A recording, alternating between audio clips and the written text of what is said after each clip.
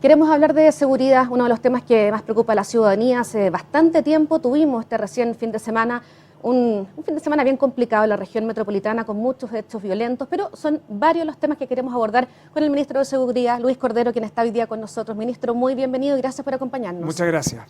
A ver, fin de semana, ya lo decimos, bien violento, especialmente aquí en la región metropolitana, Conchalí, Santiago, Renca. ¿Qué sensación le deja a usted esto que ocurrió el fin de semana? A ver, el fin de semana, nosotros venimos de semanas más tranquilas. Los fines de semana, los homicidios que ocurrieron el fin de semana tienen distinto tipo de connotación. Hay algunos que responden a riña, en fin, pero hay tres que a nosotros nos preocupa por el uso de armas y en segundo lugar porque está vinculado a o ataques dirigidos, disputas entre bandas en el fondo, ¿no? Siempre en general las personas miran como el número global, pero los homicidios uno tiene que también abordarlos desde la perspectiva de cuáles representan complejidades que se puedan seguir proyectando hacia el futuro, ¿no? Y por eso se pone muchísima atención en aquellas situaciones donde hay armas de fuego comprometidas y que puedan ser ataques dirigidos. Por dos razones. La primera es por la disponibilidad de esas armas y la segunda tiene que ver con que habitualmente eso responde a desplazamientos o comportamientos de organizaciones criminales y sus actividades asociadas, en el fondo, ¿no? Se suele denominar ajustes de cuenta, este tipo de cosas, pero en general los ataques dirigidos requieren de una observación de mucho más profundidad desde la perspectiva de la seguridad pública, no solo por el evento del homicidio en propiedad, sino lo que subyace a esa situación y en determinado tipo de barrios, en el fondo. Hablemos del tema de las armas, ministro. Justamente hoy día en el Mercurio se publicaba una nota que decía que las armas inscritas desaparecidas subieron casi un 25% y superan las 7.000 por segundo año consecutivo. Sí. ¿Usted esos números qué le dicen? Bueno, primero da cuenta del plan de fiscalización de armas que ha estado teniendo el gobierno. Al inicio de esta administración, lo que más o menos se fiscalizaba en armas inscritas era alrededor del 2,5%. En materia de combate a organizaciones criminales hay una triada que uno tiene que mirar con mucha observación, con mucha detención, que es homicidio, armas de fuego y economías ilícitas, es decir, narcotráfico, trata de personas. Esa triada es clave porque el arma no solo es un medio de ejecución de delitos, sino que también es utilizado como medio de intimidación. Ahora, ¿de dónde se obtienen esas armas? Tiene dos mecanismos a partir de los cuales, del mercado ilícito del tráfico de armas, que nace en muchísimas ocasiones de un mercado que ocupa las fronteras para ese fin, y el segundo tiene que ver con aquel que se genera en los mercados de acceso a armas producto de la obtención de ellas, de armas legalmente inscritas. ¿Cómo se hace eso? Uno, porque cuando se ingresan a determinados lugares se roban esas armas. Claro. O bien, y esto es lo problemático de personas que tienen acceso a armas inscritas y que luego las extravían, porque ese extravío se transforma en mercados secundarios de arriendo. Además, en el mercado de las armas, lo que hay es que las organizaciones no tienden a generar, esto es lo que ha estado sucediendo en Chile siguiendo evidencia de otros países del mundo, las organizaciones, las bandas no tienen las armas para sí, sino que lo que hacen es que hay mercados secundarios que lo que hacen es que mueven esas armas porque las arriendan en el fondo. Entonces, esto tiene que ver con dos dimensiones. La primera, que los resultados dan cuenta del efecto de los planes de fiscalización e intervención de las policías. Lo segundo, que es algo que reiteradamente siempre ha planteado la autoridad y las policías, si usted tiene un arma inscrita, mantenga su registro actualizado, porque habitualmente las organizaciones tratan de tener acceso a armas inscritas. En ese punto, ministro, ¿tiene el Estado mecanismos eficaces para que se siga bien la trazabilidad de la inscripción? En rigor, para efectos... Se le pregunto, perdón, porque algunos expertos dicen que aquí hay una falla por parte del Estado. A ver, nosotros tenemos dos aspectos. Se ha modificado. Primero, había que aumentar la fiscalización y por eso el plan de fiscalización de armas es tan significativo hoy día. Pasamos de 2,5 a más del 12% de fiscalización. En el caso de la región metropolitana, que es donde está la mayor cantidad de armas inscritas, también se ha incorporado al ejército en la fiscalización. Pero tenemos algunas cosas que yo creo que es conveniente tener en consideración. La primera, armas que están inscritas y que algún tipo de persona tiene derecho a inscribir mayor cantidad porque están inscritas como ejemplo armas deportivas, ¿no? Por eso si una persona tiene armas deportivas habitualmente va a tener una gran concentración de armas y eso permite identificar lugares de fácil acceso para su robo. Pero lo segundo, y yo creo que ese es un tipo de arma que tiene que necesariamente ser restringida, el Estado ha ido dictando, no solo en esta administración, esto viene de administraciones anteriores, cada vez regulaciones más estrictas sobre la tenencia de armas. Pero yo creo que hay un segundo aspecto que el país debiera avanzar, que no lo hemos hecho, que el Ministerio de Seguridad ha planteado, lo han planteado las policías también, es que nosotros una regulación tan intensa como la que tenemos en armas debiéramos tener también para municiones. ¿Por qué? Porque hoy día usted, la verdad, no tiene un mecanismo que le permita una trazabilidad en el caso de las municiones. Ahora, como contraparte de este fenómeno, además de fortalecer la fiscalización, además de intensificar el tema de la regulación en materia de armas, además de lo que tenemos que abordar en materia de municiones, el Estado, a su vez, ha ido perfeccionando e instalando algo que ha dado muchísimos resultados en el esclarecimiento de varios homicidios, que es la huella balística. Y hoy día Chile tiene además mecanismos de integración de huella balística con Perú, por ejemplo, que es nuestra primera experiencia, y ya nos ha ido dando match de armas que fueron utilizadas en Perú y que han sido utilizadas en Chile. Ese mecanismo de cooperación policial también para armas es clave. Con esto que estamos conversando, ministro, ¿cree usted que debería limitarse la autorización para tener un arma? Yo soy de aquellos que cree que limitar el acceso a la tenencia lícita es también limitar la circulación de las armas, y estoy genuinamente convencido de eso. Los datos que teníamos nosotros hasta el 2024 se van a actualizar ahora, es que más del 50% de las armas incautadas en procedimientos policiales vienen de armas legalmente inscritas. Y también enfrentamos futuros desafíos tecnológicos. Muchas de las armas que se van encontrando son armas adaptadas, por ejemplo, armas a fogueo, que son adaptadas para el disparo, u otros medios. Por eso es tan relevante no solo la fiscalización de armas, sino que también capacitar al personal de aduanas en partes y piezas, que es lo que ha estado haciendo el Servicio Nacional de Aduana con la colaboración de la Dirección General de Movilización Nacional. Es decir, entrenar a otros de nuestros funcionarios que controlan ingresos de piezas o de medios en algunas partes que pueden ser utilizadas con ese fin. De hecho, la semana pasada se ha dado conocimiento de una investigación en ese sentido. O sea, no solo importan las armas, sino que también las piezas que separadamente se pueden importar y que pueden servir para preparar un arma, para construirla o para potenciar algunas de las que existen. Ministro, vamos a otro tema, discusión del presupuesto 2026 en seguridad. Obviamente, la Subsecretaría de Seguridad Pública va a sufrir un recorte de 31% en el Plan Nacional contra el Crimen Organizado. Pasa de 88.000 millones a 60.000 millones aproximadamente. ¿Esa reducción les afecta, le preocupa? No, a ver, en primer lugar, la manera en que el Estado mira el presupuesto en materia de seguridad es en la clasificación general en materia de seguridad, como lo tiene diseñado, o la calificación general o comparada como la tiene la OCDE en el fondo, ¿no? O sea, veámoslo en los siguientes términos. No solo importa el que usted asigna al sector Ministerio de Seguridad, sino que también el que asigna a otros organismos vinculados al sistema de seguridad. Dicho esto, en el Plan Nacional contra el Crimen Organizado es una figura que nace durante esta administración y a la cual se le asignaron recursos. El plan, en el caso del presupuesto del Plan contra el Crimen Organizado, es un conjunto de transferencias a organismos públicos. Entonces, lo que nosotros hemos hecho, y ahí se transfieren recursos a Carabineros, a la Policía de Investigaciones, pero también a otros organismos de la administración pública que contribuyen al combate al crimen organizado.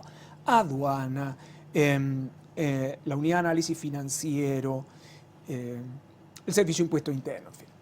Entonces, ¿qué es lo que hemos considerado? Que hay algunas transferencias que se realizaron a Carabineros que en verdad debieran estar en su presupuesto permanente, ¿no?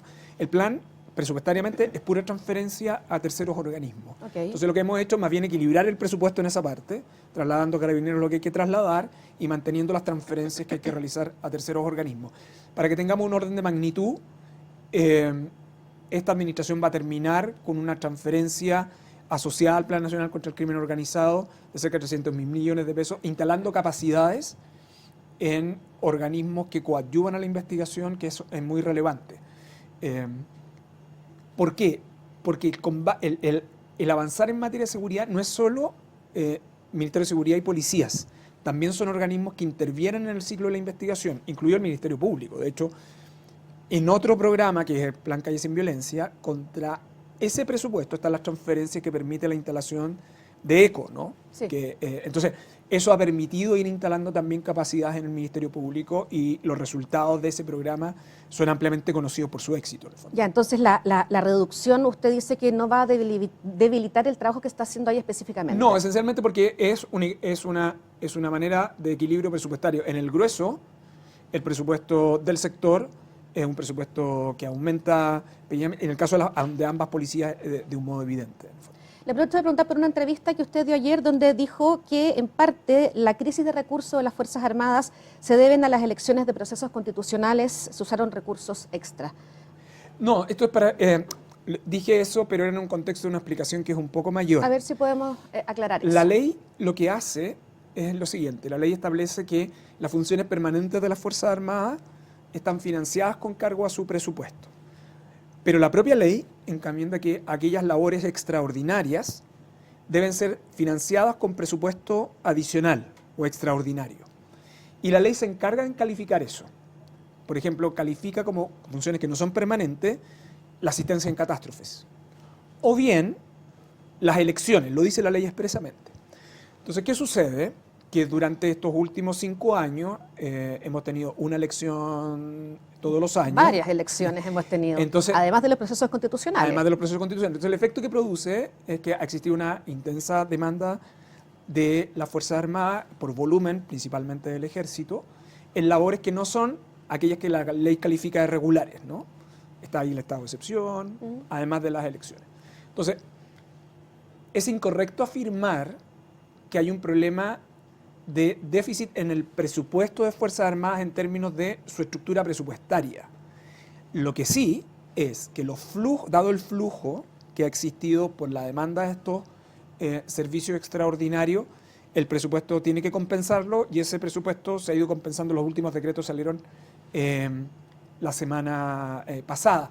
Por eso yo creo que también hay que interpretar bien al comandante en jefe del Ejército. El comandante en jefe del Ejército dijo en la comisión que el presupuesto para el año 2026 no hay inconveniente, que su preocupación era respecto de los recursos que estaban pendientes de transferencias por estas actividades extraordinarias que ya se han ido complementando por la dirección. ¿Y eso se va a arreglar? Sí, de hecho los decretos salieron la semana pasada, los últimos, para el flujo presupuestario de este año. Volvamos al tema que yo le estaba preguntando respecto a la ley de presupuesto. Usted dice entonces que la reducción no va a debilitar la capacidad del trabajo que realiza específicamente esa área. No, por 2 motivos. Porque cuando uno analiza el periodo, solo para que tengamos un orden de magnitud, esta administración va a haber aumentado el presupuesto en seguridad en torno al 16,7%. Eso incluye no solo a las policías, también todo lo que se está focalizando en, por ejemplo, en la ampliación del sistema penitenciario. Solo para también miremos un orden de magnitud. Durante este periodo nosotros no solo hemos modificado la ley para nuevas atribuciones, sino que también para el fortalecimiento institucional del Ministerio Público. La eficacia de la persecución penal es clave en el combate contra el crimen organizado y es clave los resultados de la persecución penal en materia de seguridad. Y cuando usted va a analizar o analiza el presupuesto de esta administración, el presupuesto solo del Ministerio Público va a haber aumentado un 20% en el fondo, ¿no? Entonces, la invitación es a mirar el presupuesto en esa dimensión. O sea, yo creo que de hecho lo señala el mensaje del presidente en la cadena nacional, lo dice también el mensaje que acompaña la ley de presupuesto. Esta es una de las 3 áreas claves en el presupuesto, además de seguridad económica, seguridad social, es un tema sensible seguridad también. Pública, pero sobre todo por otra cuestión que yo creo que es importante que tengamos presente. Durante estos años, el Congreso, o la oposición y el gobierno han logrado acuerdo en el Congreso para modificar leyes, tenemos más de 70 leyes dictadas en materia de seguridad, hemos actualizado nuestra legislación, para fortalecer instituciones, para aumentar el presupuesto en materia de seguridad. Y eso ha sido fruto de los acuerdos gobierno y oposición. Y yo soy de aquellos que se sienten orgullosos de esos acuerdos. El desafío que el país sigue teniendo hacia adelante es clave, es gestión pública en materia de seguridad. El gobierno lo ha planteado en los siguientes términos. Nosotros necesitamos responsabilidad fiscal y responsabilidad social. Es decir, tenemos que cumplir las labores que nos encomienda la ley, con eficacia, con resultados, gestionando los presupuestos que tenemos. Por eso el gran desafío que tenemos hacia adelante es clave. Y eso tiene que ver con la instalación del ministerio, hemos instalado SICPOL. Y la próxima semana el presidente de la República va a dictar la política de seguridad pública. ¿Y por qué es tan relevante la política de seguridad pública? Primero porque es un mandato de la ley Y segundo, porque al ser una política de Estado, todas las rendiciones de cuentas que tiene el Ministerio de Seguridad asociadas a su labor están vinculadas a los indicadores de la política de seguridad. Y esos indicadores no pueden seguir siendo indicadores de medio. Es decir, ¿cuántos operativos hice? No, tienen que ser indicadores de resultados. Lógico. Y esa dimensión de la gestión pública en materia de seguridad es también una manera distinta de comprender el rol de las instituciones que participan de este ecosistema de seguridad, que no son solo las policías. Ministro, estamos en año de elecciones presidenciales, quedan pocas semanas ya para esos comicios de noviembre. ¿Siente usted que algunas candidaturas han extremado el tema de la seguridad en sus campañas?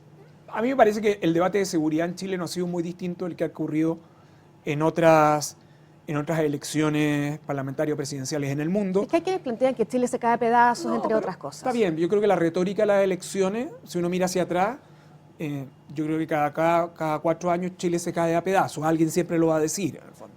Yo creo que cada persona que utiliza esos lenguajes, que son retóricas exageradas, será responsable de lo que eso implica. Pero mire, en el mundo cuando uno mira las elecciones, hay 3 cuestiones que han marcado las elecciones en los últimos años, que es migración, costo de la vida y seguridad, en buena parte de las elecciones en el mundo. Por eso en Chile no es extraordinario que sea así. Pero decir que Chile se cae de pedazo en materia de seguridad es en algún sentido, creo yo, desconocer la importante cantidad de acuerdos que el país ha logrado, gobierno o oposición en esta materia, y también es una manera de desconocer los resultados que se han obtenido. Yo creo que los resultados están ahí a la vista. Uno podrá decir, ¿sabe qué? Los resultados podrían ser mejores. Y eso me parece que es correcto. ¿Pero Chile es un país más seguro, siente usted? Como lo recibió este gobierno, Chile hoy día avanza en un estado fuerte en materia de seguridad. Enfrentamos una crisis de seguridad muy compleja el año 2022, pero las cifras vienen mostrando no solo un descenso de los homicidios, un descenso de los robos violentos, y también tenemos que abordar el temor. De hecho, la política de seguridad considera, que va a comunicar el presidente, no solo considera que es importante reducir los delitos violentos, es importante reducir el temor.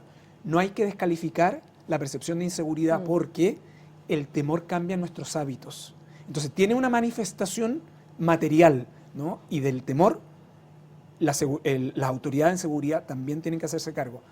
Y cuando digo las autoridades, no solo es el Ministerio de Seguridad, son todas las que participan con responsabilidad pública. Entonces, ¿usted siente que Chile hoy es un país más seguro? Chile ha fortalecido su Estado para lograr un país más seguro, efectivamente. Macrozona Sur, 4 años de estado de excepción. En las últimas horas se supo de un ataque incendiario ahí en plena Ruta 5 Sur, en Ercilla, 2 personas lesionadas, aunque hay diputados y hay parlamentarios que han destacado una disminución de los hechos de violencia. Pero 4 años de estado de excepción, ¿a usted qué le parece?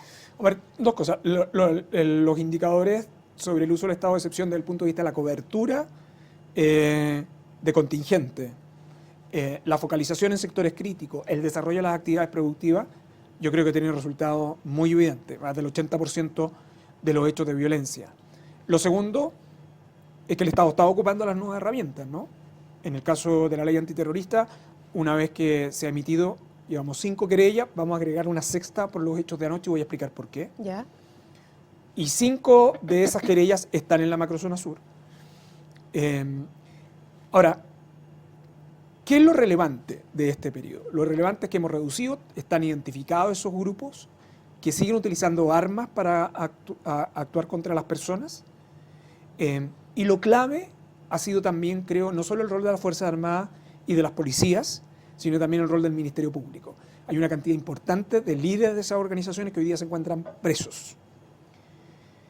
Ahora bien, pese a esos resultados que son positivos, y también los representantes de los gremios empresariales de la zona lo reconocen, nosotros tenemos que entender que esas intervenciones, lo que nosotros debemos lograr es que la vida en la macrozona sur sea sin temor y sin miedo. Y eso significa darle un rol de fortaleza institucional a los organismos que participan ahí, que no solo es reducir la violencia, sino que también mejorar la actividad productiva de la zona. Una zona muy pobre. ¿Por qué lo de anoche es tan grave? No solo porque se incendia, hay una reivindicación, de hecho hay un lienzo ahí con esa reivindicación, sino que además se ataca deliberadamente con armas de fuego a otro vehículo que permite la lesión o que lleva a la lesión de 2 personas. Y eso, en opinión del gobierno, es un acto terrorista. Y por eso el gobierno se va a querellar en ese caso utilizando ley antiterrorista, dadas las características que tuvo, dada la violencia que se utilizó y especialmente los aspectos de reivindicación que están asociados a esa intervención. Bueno, justamente si es que hay un terrorismo en la macrozona sur ha sido parte también del debate presidencial de los candidatos. ¿Para usted hay terrorismo entonces en esa zona? Yo creo que hay actos terroristas manifiestos. De hecho, el Ministerio de Seguridad tiene una opinión formada sobre ese punto en las querellas que ha presentado. Ahora, ¿implica que todos los actos de violencia son terroristas? La respuesta es, ¿hay terrorismo en la Araucanía? Sí, hay grupos que están utilizando ese propósito con la finalidad de intimidar a personas y a la institucionalidad. La respuesta es sí. ¿Han logrado éxito? No, porque tanto las policías como el Ministerio Público ha ido logrando resultados en cada una de ellas y lo vamos a seguir, vamos a persistir en esa vía.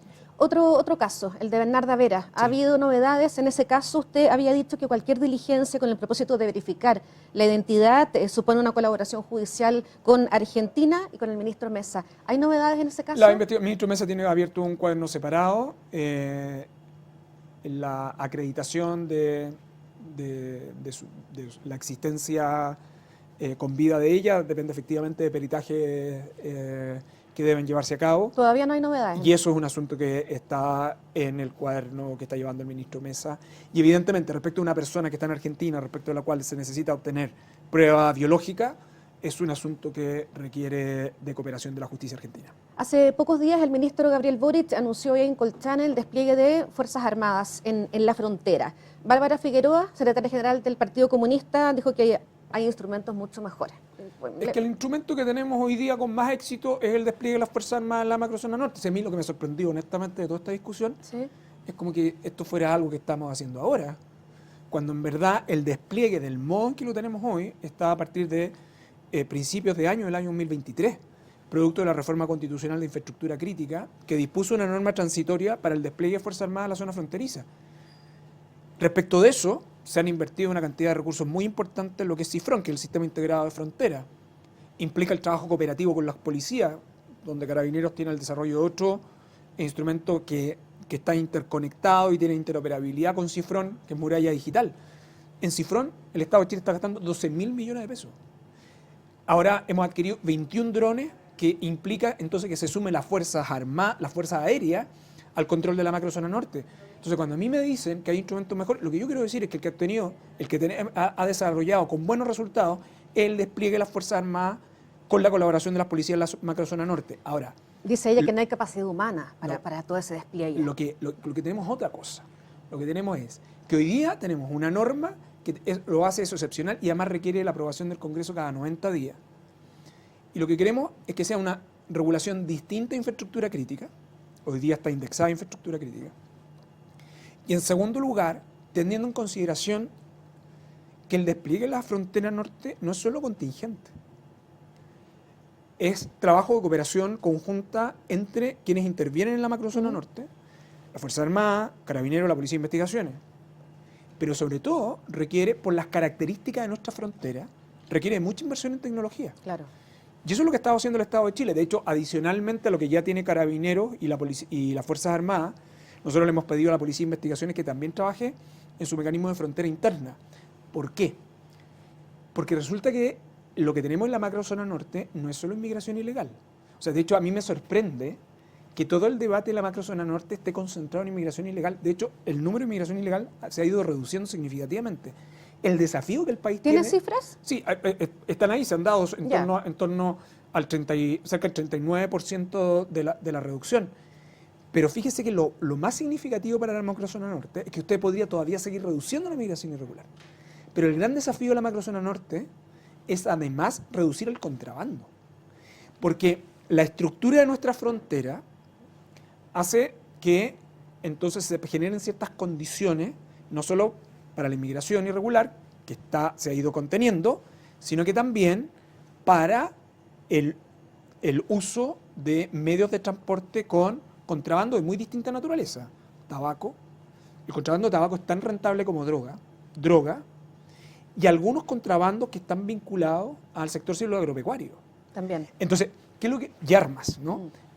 Chile tiene un desafío por delante a propósito del corredor bioceánico. Y el corredor bioceánico puede ser es una gran noticia para el dinamismo económico de la macrozona norte.